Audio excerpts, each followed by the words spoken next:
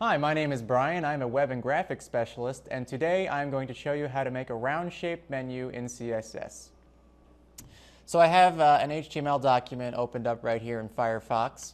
As you can see, I have a div on the left and a div on the right, and within my right div, I have a little menu in a div or in a UL that has a class of my menu. Okay, so this UL has a background color of gray, and it's got some padding in it. But as you can see, all elements in regular CSS have boxed corners.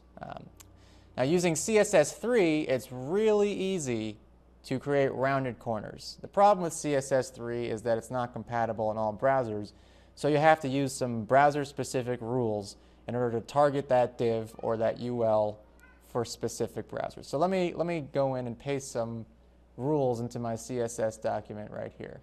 So I'm looking at my unordered list with the class of my menu, and I'm just going to paste in some rules right here, and I'll explain them in a second. So right here, this third rule I added is the CSS3 rule, border radius. And all you're doing is assigning a pixel value that will delineate the size of the rounded corner. So 10 pix is usually a pretty good size to use.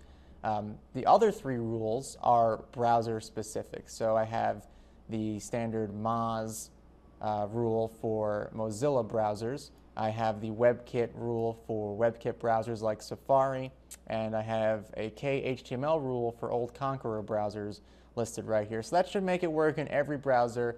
This is not supported by Internet Explorer, but you can add these rounded corners for more web standard compliant browsers.